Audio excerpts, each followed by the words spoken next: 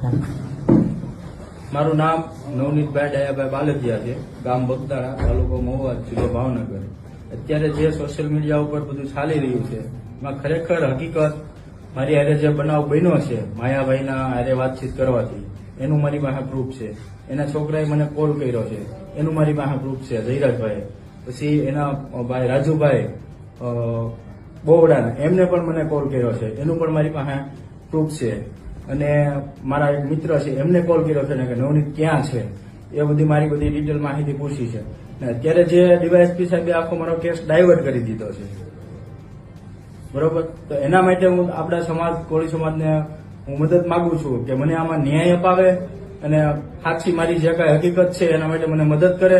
અને આવતીકાલે 1/1/2026 અને હીરાભાઈ સોલંકી આવતીકાલે આવવાના છે 11 વાગે મહુવા ખાતે હનુમત હોસ્પિટલ. દરેક સમાજના આગેવાનોને, મિત્રોને, બધાને મને સાથ સહકાર આપવા અહીંયા આવવું મારી નમ્ર વિનંતી છે. મને ન્યાય અપાવવા માટે મારા સમાજની જરૂર છે. આ તદ્દન મારી હારે ખોટો અન્યાય થઈ રહ્યો છે. આ જે કાંઈ બધું આ મને માર્યો છે, ઢોર માર, મારી નાખવાનું એક કૃત્ય જેવું, એના પણ વિડીયો મારી પાસે છે, બરોબર. મારે કોઈ એ લોકો સાથે કોઈ અગાઉની કોઈ પણ અદાવત છે નહીં, બરોબર. ક્યારેય પણ કોઈ પણ જાતનો મારી કઈ અણબનાવ બન્યો જ નથી. આ જે કઈ મેટર બની છે આ માયાભાઈની માફી માંગવાથી જ આ મેટર બની છે. એના છોકરાને લાગે એવું કે મારા બાપા પાસે માફી મગાવી, એના કારણેથી જ આ વસ્તુ બની છે.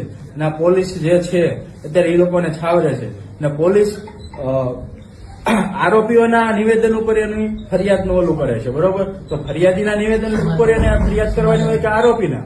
આરોપી એમ કે છે કે મારી હારે આવું થયું છે, તો આરોપીને ન્યાય મળશે કે ફરિયાદીને ન્યાય મળશે? સમાધાન આજે મારે નથી કરવું, કાલે નથી કરવું, ક્યારેય પણ નથી કરવું. અને મારી ભલે ફરી વખત નાખે હું ભલે મરી જાઉં, બરોબર. હું આજીવન એ લોકોની સાથે લડવા તૈયાર છું. સમાજ મારી સાથે છે. તો દરેકને મારા નમ્ર વિનંતી છે, આવતીકાલે મને સાથ અને સહકાર આપવા દરેક સમાજ આવતીકાલે આવે. તારીખ 1/1/2026, ટાઈમ 11 વાગે. દરેકને